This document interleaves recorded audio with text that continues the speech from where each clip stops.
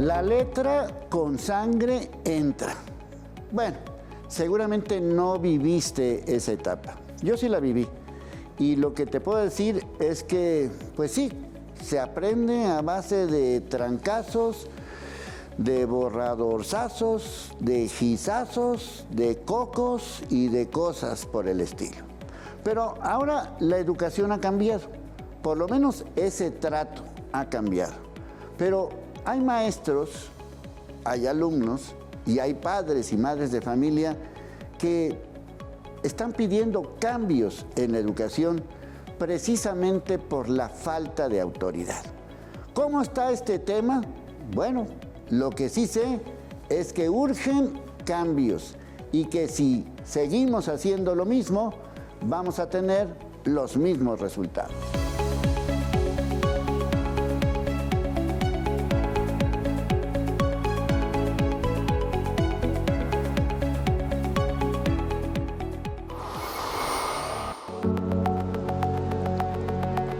La actual relación entre alumnos y profesores dio un cambio radical en comparación con hace una década. Hoy perdieron su figura de autoridad y los estudiantes ya no lo respetan. Cuando tenemos un alumno al que se le exige, va con el papá, va con la mamá y dice, lo que pasa es que el maestro me está exigiendo a mí. Y el papá, para sopesar esta falta de comunicación con él, le crea al alumno y lo defiende. Y pues eso que hace, pues que los alumnos no tengan conocimiento de límites, porque no hay límites, porque puedes hacer lo que quieres. Si un maestro te dice algo, si un compañero te dice algo, la mamá está aquí y cree en él, aunque él haya tenido fallas y haya tenido errores. Juzgan al maestro, critican al maestro, no confían en el maestro, y eso apodera y empodera a los alumnos. Estas generaciones ya no permiten el acercamiento que antes tenía el docente con ellos y con sus familias, y todo lo agarran como una agresión de parte de nosotros o como una cuestión negativa, como una crítica destructiva de parte del profesor, y también los papás están en esa misma sintonía.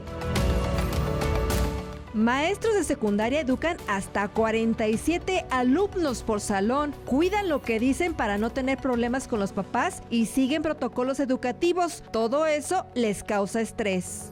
Llego y me siento muy cansado porque es estar lidiando con los 47, es estar protegiéndome de qué les tengo que decir a los 47 para que me pongan la atención, porque si yo le exijo algo, para él puede ser o para ella puede ser que fue una falta de respeto, fue una exigencia más, pero no lo es, pero para su visión sí lo es. Y entonces, porque está empoderado, entonces va y le dice al papá o va y le dice a la mamá, es que el maestro me exige de más, pero pues esto es lo que se necesita. Y eso genera entonces que yo diga, bueno, entonces te exijo o no. O sea, porque muchas veces no están de acuerdo los padres de familia en que se apliquen las sanciones adecuadas para mejorar el comportamiento de los alumnos, porque se están yendo al extremo de que es que usted es el que la trae contra él, cuando el profesor o la profesora lo que quiere hacer es que mejore, que cambie sus actitudes, que trabaje más. Los profesores coinciden en que la Secretaría de Educación debe mejorar los protocolos sobre su relación con los alumnos. Y ese protocolo pues realmente me deja indefenso a mí como docente, porque incluso el que yo le diga saca tu cuaderno y se lo repita 2 o 3 veces porque es una cuestión formativa de él y porque a eso viene, pues lo toman ellos como que es discriminación.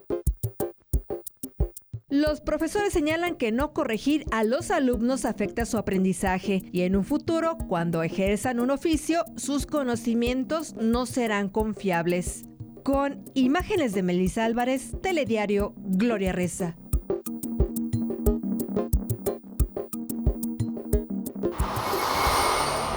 Bueno, para hacer cambios es muy importante que pasemos a lo que dice la gente. Lo que vamos a ver a continuación es un video de un maestro.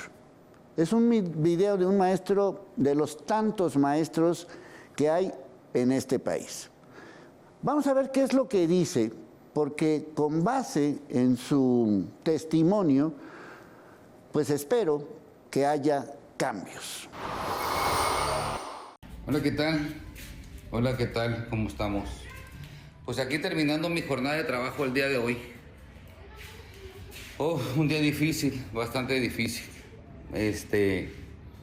Una calidad de niños tremenda, de veras. Unos niños desafiantes, niños amenazantes, niños indisciplinados, niños cada vez más con una hiperactividad violenta, niños que pues me demuestran que no hay reglas en sus casas.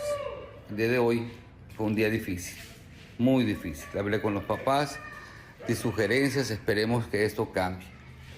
Vivimos tiempos difíciles, profes, y esto es dirigido para todos los profes, y más los profes que tenemos ya muchos años de servicio, que estamos en un choque generacional tremendo, no con los niños, con los padres. Choque generacional con los papás que no tienen tiempo para sus hijos. No tienen tiempo para sus hijos. Tienen tiempo para otras cosas, menos para sus hijos. A veces no saben qué les gusta a sus hijos, no saben si llevan tarea, no saben si tienen amigos, no saben qué les gusta desayunar. Nomás les dan dinero y ya. Vienen a la escuela a reclamar, no vienen a preguntar qué hacen para mejorar. Una sociedad, no doble moral, triple, no sé cuántas morales tiene. Ya esto va en decadencia. Los planes y programas que tenemos el día de hoy no funcionan a la exigencia de la realidad que tenemos. Yo que tengo varios años de servicio, muchos años de servicio, que he estado en varios planes y programas de estudio.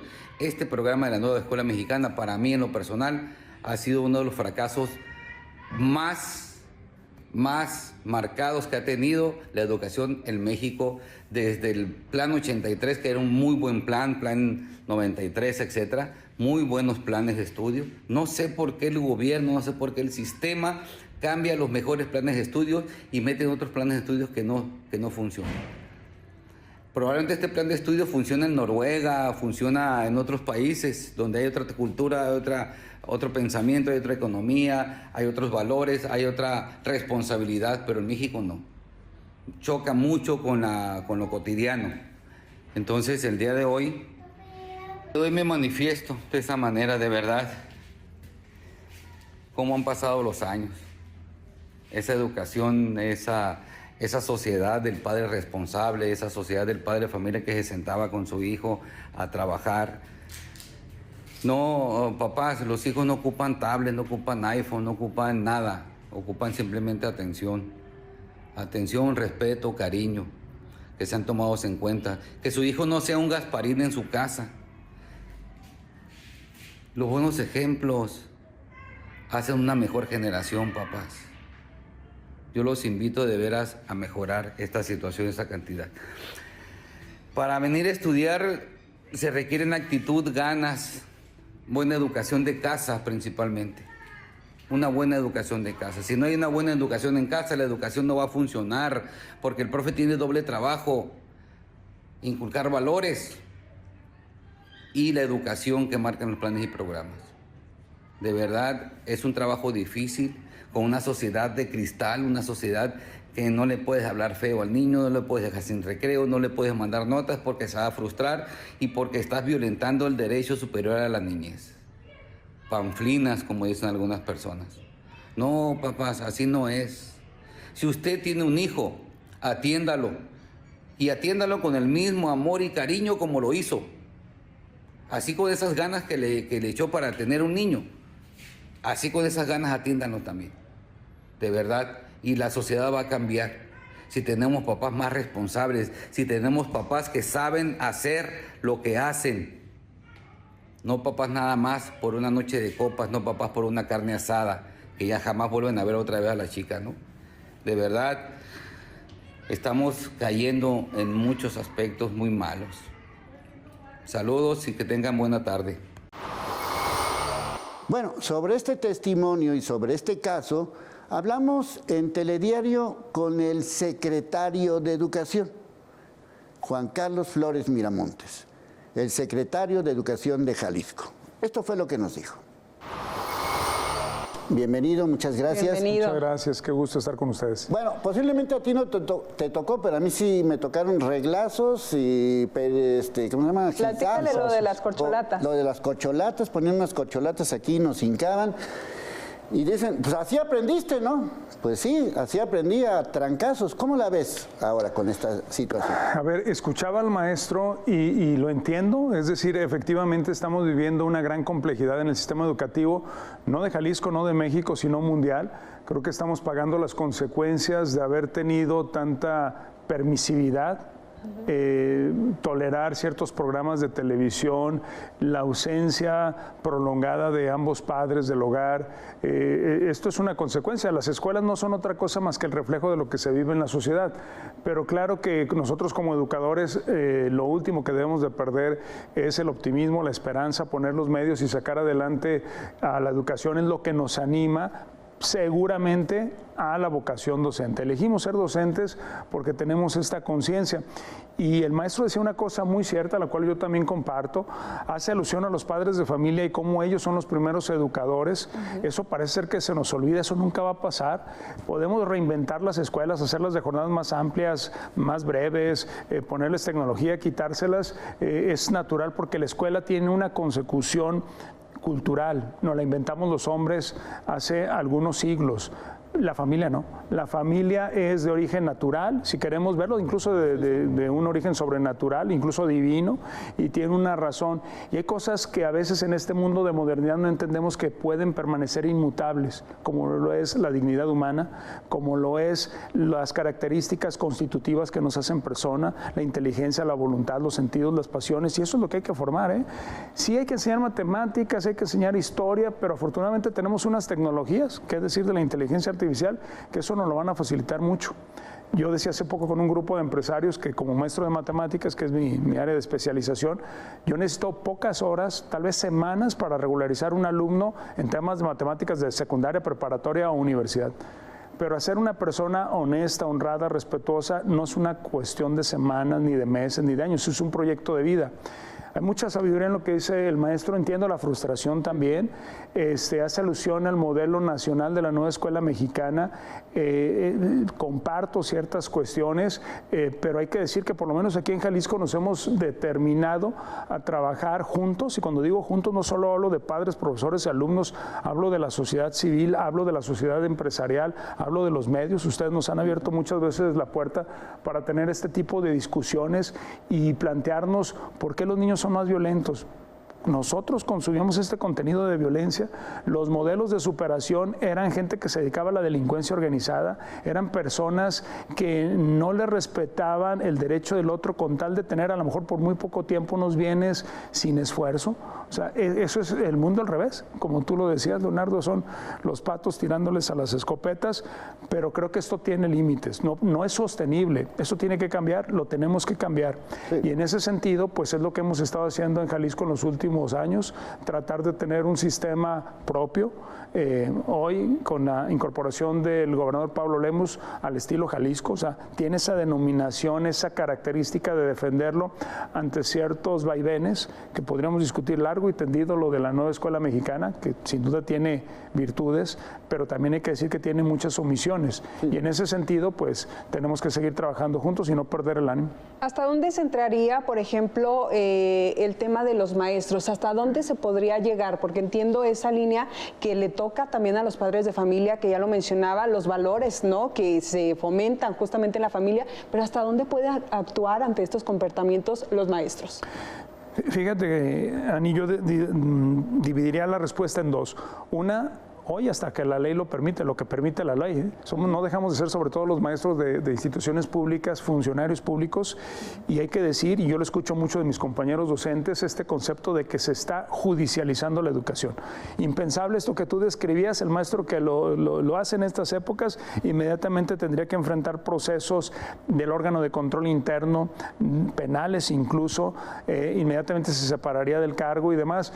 Y claro, los extremos no son buenos, evidentemente. no hay que temerle al miedo, y eso no es humano. Tener miedo sí, pero temerle al miedo no. Es decir, ser precavido con el tema de la ley y respetar los derechos humanos, por supuesto, pero que eso te impida a ejercer tu vocación es una situación delicada. Entonces, la primera parte de la respuesta diría, lo que la ley permite es donde el maestro se siente cómodo haciendo. Pero obviamente la vocación trasciende esa sensación de solo cumplimiento. O sea, alguien que tiene verdadera vocación lo que quiere es la transformación del otro. Lo que quiere es que si le llega un niño violento, que esa violencia sea desmantelada, se canalice esa energía en otra situación. Si un niño no sabe, pues hay que enseñar. Eso le da satisfacción al maestro. Es decir, los maestros obedecemos a una vocación muy similar a la del médico, a la de la enfermera, pero sí hay que aclarar una cosa, y eso tiene que ver con los padres de familia. Entendamos que la responsabilidad formativa, educativa, es de los padres de familia. El maestro es en el que delegamos esa cuestión especial porque nadie está obligado a saber de historia, de arte, de ciencias a un nivel muy profundo. Yo hago la misma analogía en tema médico. ¿De quién es la responsabilidad de la salud de los niños o de los hijos? Pues de los padres de familia o del tutor. Claro, lo llevo con un médico para que me dé algunas instrucciones. Y fíjense qué curioso, no aceptaríamos un médico que nos deje en paz, que no nos quiera dar malas noticias y que por tal de quedar bien no nos haga un buen diagnóstico, ¿verdad? Sí, sí. No, pero en la docencia a veces eso obligan. Yo he escuchado maestros que dejan de encargar tareas, por ejemplo, porque tienen problemas con los papás. Pues es un absurdo. Si didácticamente o pedagógicamente yo considero que dejar una tarea en casa es bueno, la tengo que dejar, y no valorar si va a ser bien recibido o no bien recibido por un grupo de WhatsApp. Hoy los maestros, desde la pandemia para acá, antes las mamás y los papás se reunían a conversar sobre el maestro, sobre la maestra, a las afueras de la escuela o en un café. Ahora es en grupos. Ahora es en grupos, y la verdad es que aquí hay que animar a la prudencia.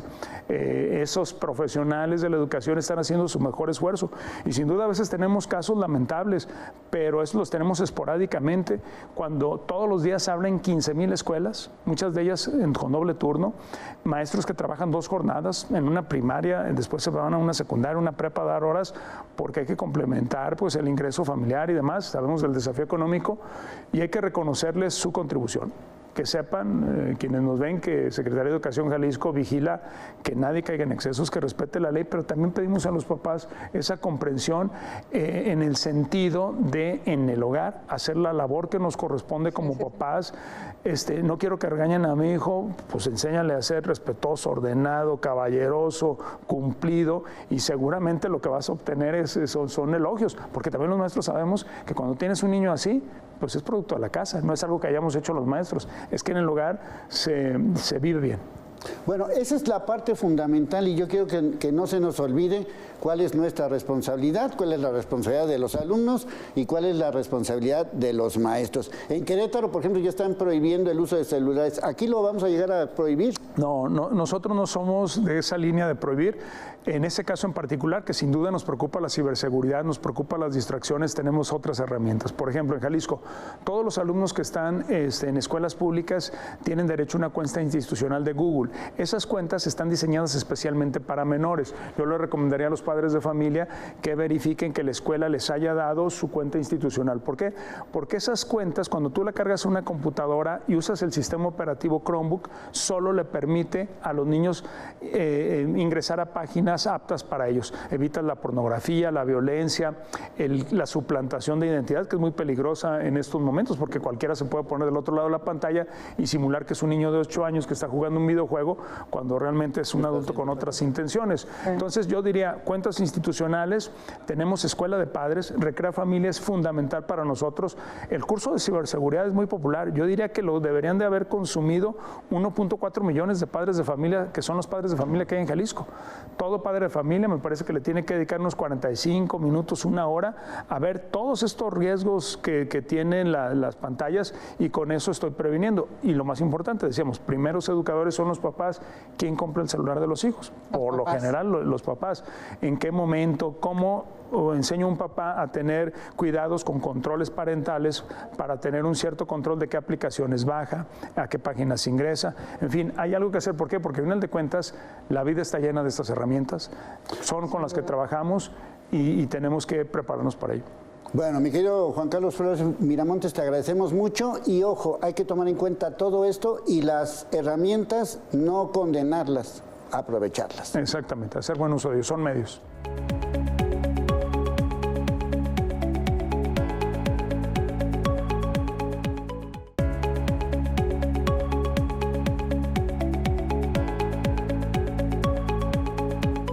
Nuestros invitados saben y viven lo que dicen y hacen. Y bueno, esa frase, pues no tan célebre, pero que sí se utilizaba mucho, recordarás, mi querida Itzia, esa frase de la letra con sangre entra. ¿Te acuerdas de esa frase? ¿Cómo no? Para mi abuelo, maestro de pueblo, era pan nuestro de cada día. Sí. Y este tipo de situaciones, pues yo también las viví, donde pues los maestros pues nos golpeaban. Si no hacías la tarea, pues te daban un reglazo o un borradorzazo o te pellizcaban y te hacían castigos tremendos castigos. Sí, cargar piedras. Ladrillos, hincarse en el sol. Sí, me tocó inclusive que ponían unas corcholatas. Ay, Dios. Y te hincaban. Ah, caray. Entonces, pero pues muchos dicen, bueno, pero así aprendimos. ¿Cómo la ves tú esa parte? Híjole, Leonardo, yo creo que sí es un tema complejo porque estamos hablando de una época, ¿no? De un contexto incluso social muy diferente al actual. Ciertamente, en aquella época remontémonos, ¿no?, a estos salones en donde, en el caso, por ejemplo, de mi abuelo, tenía alumnos de primero a sexto, unos de 6 años, pero otros de 18 o hasta 20 años. Sí. Entonces, mantener el orden, la disciplina en un espacio como esos, pues era muy complicado. Y estamos hablando de grupos de 50 alumnos o incluso más, ¿no? Creo que es bien importante ver el contexto, ver lo que hay detrás, pero yo creo que la clave está aquí, sí, en la disciplina, ¿no? ¿Cómo lograr la disciplina en el aula? Eso es un reto y ha sido un reto desde entonces, ¿no? En tiempos actuales hablamos mucho de la disciplina con amor, por ejemplo, ¿no? Sobre todo está pensando desde casa, ¿no? La disciplina es como parte del comportamiento del ser humano que pues se conforma desde los valores que se viven en casa. Entonces, en el tema de disciplina, la familia es súper importante. Creo que algo que se mantiene de aquel entonces a como un común es la importancia de la familia en el desarrollo de nosotros como seres humanos, ¿no? Y hoy en día hablamos de la crianza positiva, ¿no? La respetuosa, crianza respetuosa. Exactamente, la crianza respetuosa, como rutas, incluso como métodos, como sistemas, ¿no? Que invitamos a las familias a que tomen, a que se formen. Nosotros en una de las encuestas que hicimos con un programa que teníamos sobre crianza positiva, pues comprobábamos que prácticamente todas las familias que toman un proceso de formación, un taller, etcétera, les ayudan a transformar y a mejorar su manera de acompañar, ¿no? Porque como decías antes, pues ahí va la chancla, el golpe, lo que fuera, y estas metodologías les ayudan, les dan otras herramientas, pues, para transitar en este proceso de acompañar a los hijos en su etapa de crecimiento, en esta que es tan importante, ¿no? La infancia y la adolescencia. Sí, ya en alguna ocasión ya estuviste aquí con nosotros hablando de este tema de los niños de la pandemia. ¿Tú crees que este tema, y hicieron un estudio muy especializado en eso, pero sí de alguna manera el tema de la pandemia, aunque ya pasaron 4 o 5 años de estar ahí recluidos, como que seguimos sin saber exactamente cuáles van a ser las consecuencias de esa pandemia, de ese encierro, pues, particularmente en las escuelas y en los niños, ¿no? Sí, muy de acuerdo. Nosotros hemos conversado con maestras, maestros, nos damos cuenta incluso en el trato con los mismos niños, toda esa etapa que ellas y ellos pasaron sin tener este contacto, no es nada más la cuestión del contacto físico, sino en la escuela aprendemos a estar con las otras, con los otros, aprendemos a socializar, pero también aprendemos las reglas, ¿no? de la sociedad, cómo comportarnos. Me acuerdo voces de niñas y niños que decían, es que los más pequeños, sobre todo los más pequeños, refiriéndose a los que no habían tenido como la experiencia previa de estar en una escuela, ¿no? Y que de casa fueron a segundo de primaria, por ejemplo. Entonces los mayores veían como los más pequeños no sabían ceder los turnos, ¿no? Me va primero, sigues tú, o cómo, definitivamente, cómo llevar incluso el juego, ¿no? Cómo apropiarse de su espacio, pero también respetando el de los otros. Entonces, ese tipo de cosas, lamentablemente, no sabemos, como bien lo acabas de comentar, todavía no nos damos cuenta, creo, de hasta dónde pudo haber llegado este daño. Pero algo que veo, Leonardo, muy positivo, es que la importancia de la salud socioemocional de los estudiantes, igual que de los docentes, igual que de las familias, ha sido un tema que cada vez estamos mencionando más. Incluso para nosotros, desde Mexicanos Primero, Jalisco, lo consideramos un tema prioritario.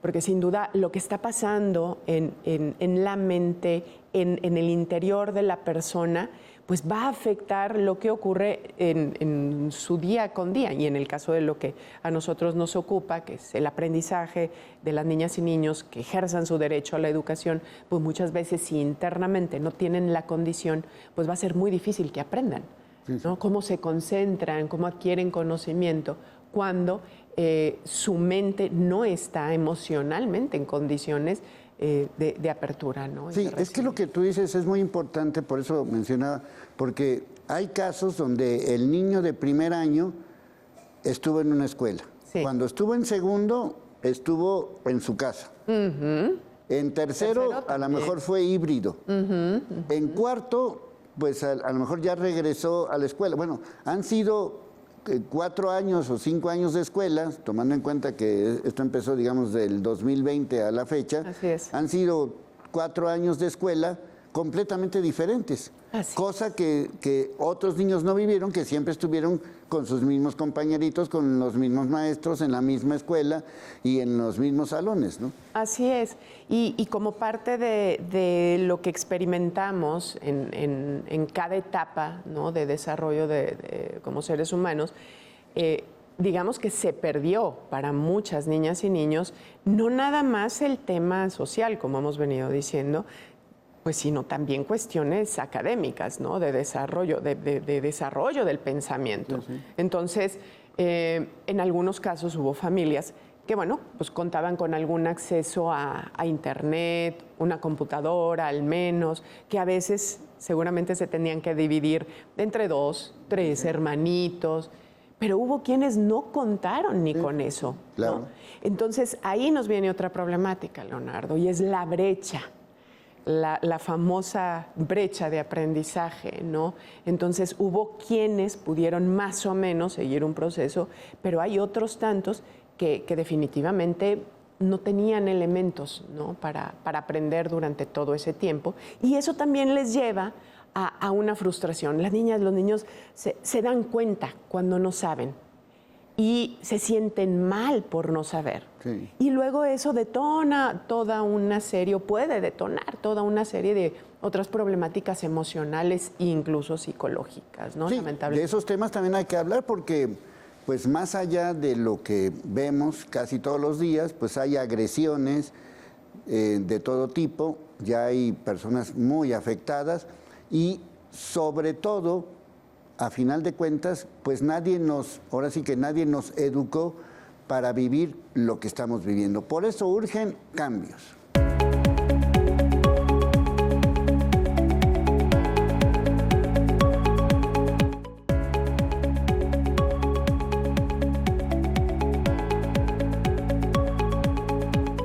Bueno, uno de los temas fundamentales, y de esto hemos estado hablando en los últimos días, siempre hay un evento que nos detona este tipo de situaciones. Por ejemplo, pues esta niña que pues se cayó o la tiraron, nunca quizás lo vamos a saber, de una escuela, y que pues la pobre pues para recuperarse, si es que se recupera, va a tardar años, va a tardar totalmente con todo esto. Y otro tipo de situaciones que hemos estado viviendo últimamente, el famoso bullying, que ya lo hemos abordado también aquí en Cambios, pero sí consideras que estos, no sé si llamarlos nuevos sistemas educativos, más permisivos, menos regaños, menos castigos, provocan que haya más bullying? Yo creo que más que el menor castigo, lo que sí tenemos que observar son las ausencias, Leonardo. Aunque se trate de un modo de disciplinar diferente, sigue estando la disciplina de fondo. Sí, tal vez la forma no es como la de antes, y me parece que eso es muy positivo, porque también eso puede llevar a otros extremos y a otros tipos de violencia, ¿no? Entonces, si bien hay estas como nuevas formas de acompañar a las infancias, yo creo que sí lo importante es acompañarlas, ¿no? Y ahí es donde sí quisiera insistir en la importancia que tiene el estar, pero me refiero a la presencia completa, plena, estar con las niñas y con los niños. Entonces, es mucho más cómodo ahora, ¿no?, desde entregarle a la niña o al niño el celular para que se esté quieto y tal, y el papá, mamá, cuidador, centrarse también en lo suyo, ¿no? Y pasar la pantalla simplemente. O sea, la ausencia creo que es el gran enemigo de todos, y me refiero en la ausencia en las relaciones en general. Sí. Y otro de los temas que también yo creo que ahorita muchos también padres se pueden identificar con estos temas son los programas de estudio. O sea, volvemos otra vez al caso de un niño que en este caso a lo mejor más grande, quizás estamos hablando de ya un niño que ya pasó primaria y secundaria. Ese niño de primaria, o niño o niña de primaria y secundaria, ya pasó por un modelo educativo, quizás el último o el más reciente de Peña Nieto, el modelo educativo de López Obrador, ya pasó por la pandemia, ya pasó por otra serie de circunstancias, convive ya más grande con las redes sociales. Pues ese niño entre primaria y secundaria ya vivió más que todo lo que vivimos nosotros juntos, ¿no? Así es. Y eso también hay que tomarlo en cuenta, ¿no? O sea, digamos, no es ni juzgarlo ni criticarlo, es la realidad. Claro, y por ejemplo, Leonardo, en ese sentido, hace tiempo hicimos un estudio, ¿no?, y con docentes, junto con el IEG, y en este cuestionario breve, uno de los puntos que se mencionan como pues una de las preocupaciones de los docentes, además de la salud socioemocional, de la falta de infraestructura, etcétera, pues es justamente el tema de los cambios de modelos educativos tan frecuentes. O sea, pues como en cualquier otro proceso en donde hay un cambio, se requiere cierta continuidad para ver si aquello que está sucediendo pues funciona o no funciona, ¿no? Y no quitar o cambiar por cambiar, nada más porque cambiamos de gobierno o de partido político incluso en el poder, Sí, ¿no? inclusive ahora lo estamos viendo con este polémico tema de las infancias trans, como las están llamando, que también hay muchos jóvenes, niños, que viven ese, pues no sé, conflicto, esa situación, y que también siento que es otro choque para su educación, ¿no? Sí, y tal vez aquí nos tendríamos que basar sí o sí pues en la Convención de los Derechos de las Niñas y los Niños, ¿no? Y el derecho que tienen todas y todos, no importa el lugar de origen, el sexo, la raza, etcétera, todos tienen derecho a cosas básicas como es la vida, como es la seguridad, como la educación, ¿no? Y la educación también vista como un derecho que le llamamos habilitante, ¿no? Un derecho que nos permite tener acceso a muchos otros derechos, incluyendo el de la salud.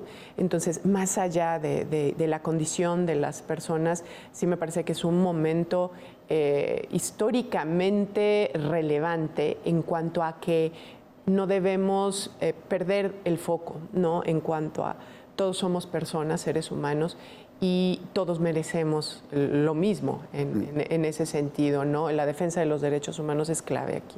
Este video con el que hemos estado platicando, de este maestro que pues ahora sí que se atrevió porque pues no todos los maestros tienen la posibilidad o tienen, pues si quieres llamarlo, la valentía de expresarlo tan abiertamente, y que muchos maestros se deben de sentir identificados con esto, porque esa es la parte que también hay que abordarla. ¿Qué opinas de esto? O sea, decir, estos maestros se están quejando de los padres o los padres se quejan de los maestros. ¿Cómo llegar a esa relación que, como tú decías al principio, pues si te lo dijo tu maestro, lo tienes que hacer y se acabó el asunto? Sí, Leonardo, yo creo que tenemos un reto, bueno, varios retos. En el caso de las y los docentes, el tema de la relación familia, comunidad escolar, pues es uno de sus grandes preocupaciones, ¿no? ¿Cómo llegar a poder entablar un diálogo respetuoso en el que tanto la familia como el docente o la docente asuman su rol y no, ahora sí que se pisen los unos a los otros? Sí.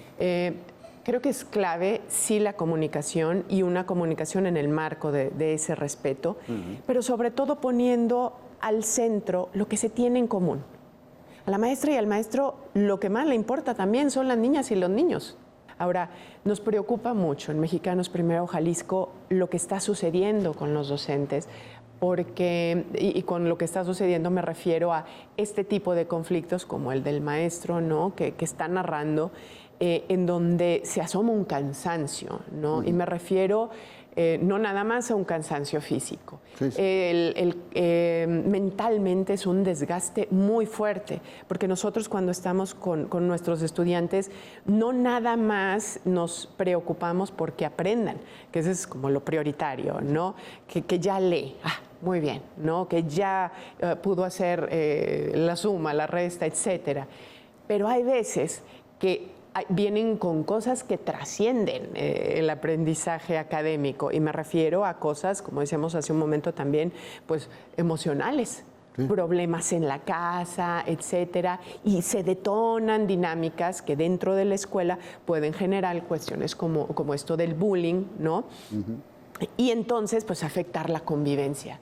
Entonces, volviendo como al tema, ¿y qué hacer? Sí creo que se necesitan espacios, institucionalmente hablando, ¿no? Espacios en donde las mamás, papás, cuidadores puedan expresarse, puedan ser escuchados por las y los docentes y viceversa, ¿no? Y creo que en muchas de las escuelas se cuentan con estos espacios. Pero lo que me parece que nos está faltando es la misma participación de la familia.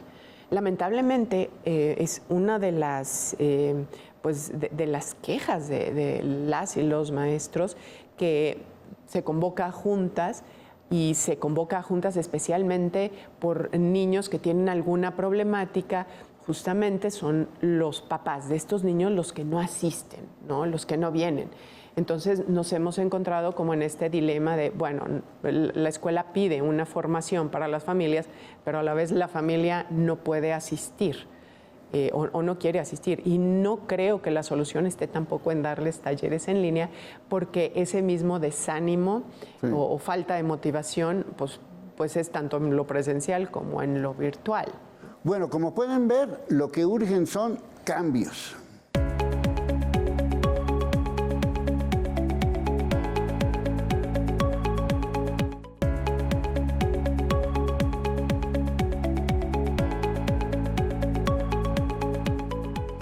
Bueno, como podemos ver, pues no solamente es cambiar un modelo educativo, que entre un nuevo secretario de no sé dónde, que cambien ahora los sistemas de tecnología, que haya más acá, que haya más acá. A final de cuentas, pues estamos hablando de una relación entre los niños, los jóvenes, los adultos o casi adultos, los maestros, las maestras, los padres, los cuidadores, las madres, la familia entera.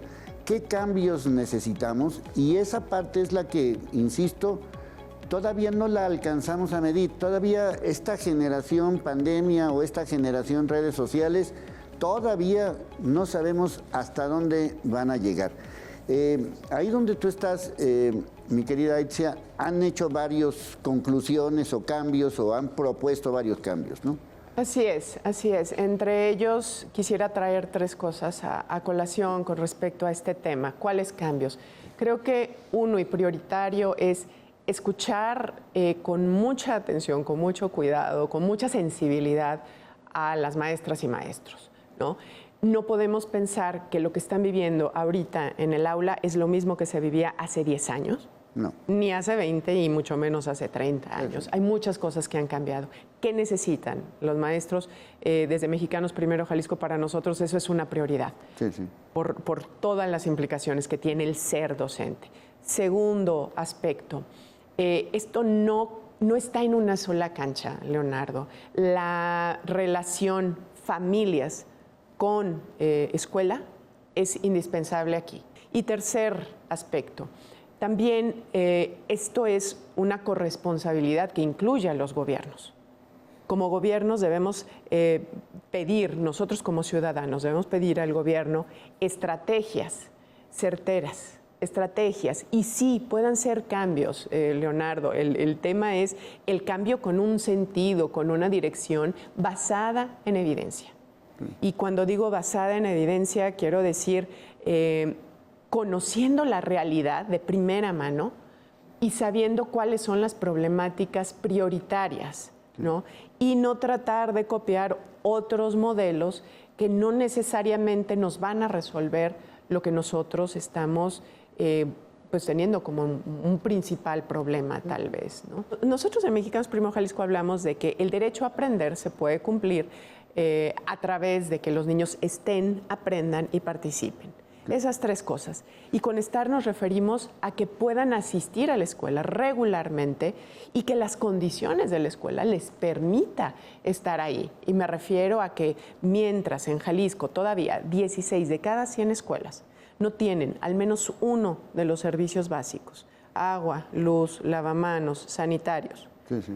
Eso ya es un impedimento, ¿no? Cuando una escuela no tiene agua, pues los maestros se ven en la necesidad de regresar a los niños a casa, porque ¿cómo usan los sanitarios, por ejemplo? Sí, estamos hablando de 1 de cada 6 escuelas, o sea, no estamos hablando de poquitas, pues. Así es. Entonces, y ya en número, pues ya son un chorro tal, ¿no? Exacto. Entonces, creo que es muy importante en este punto que se analicen los datos con mucho cuidado, y con datos me refiero a sí la evidencia, sí al número, pero también al dato cualitativo, o sea, la pregunta a los maestros, a las familias y a las mismas niñas y niños. Sí. Cuando a las niñas y niños les preguntas, ¿qué no te gusta de la escuela? Mientras nos sigan diciendo que lo que no les gusta es que les peguen, les griten, les digan apodos, pues los niños están preocupados por la convivencia, por la sana convivencia.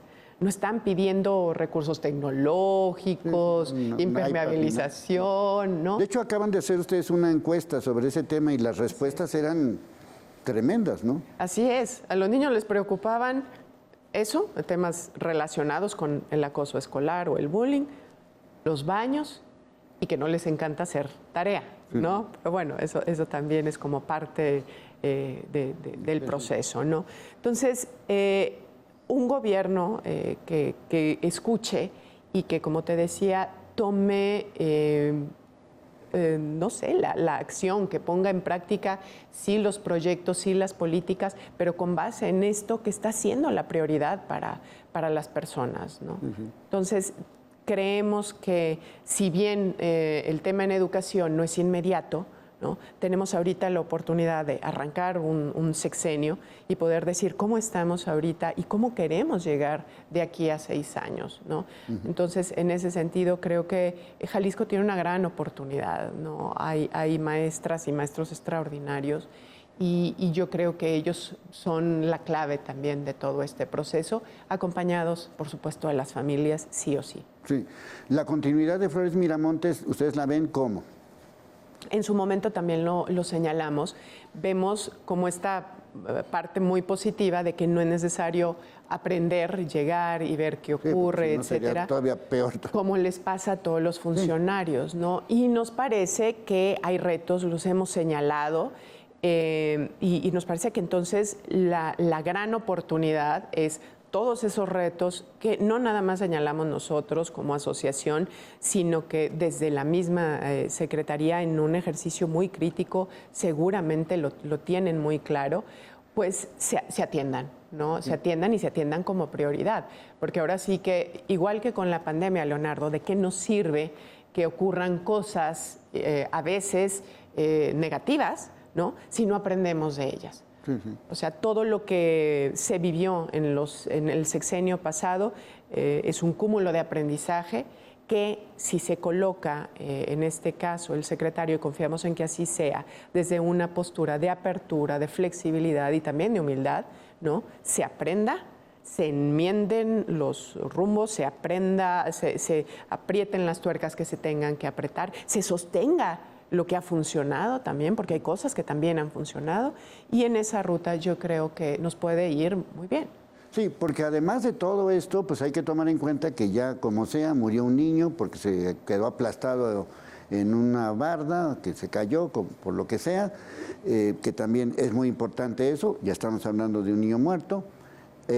Los casos de abuso sexual que, pues en el caso de Jalisco, Educación o los maestros o la Secretaría de Educación sigue siendo un tema fundamental que tampoco se ha tratado, lo siento, lo suficientemente a fondo y que también forman parte de esta realidad. O sea, lo que tú decías, ¿cómo puedo estudiar cuando pues el techo es de lámina o cuando hace calor pues me muero de calor o cuando hace frío me muero de frío, ¿no? Claro, claro.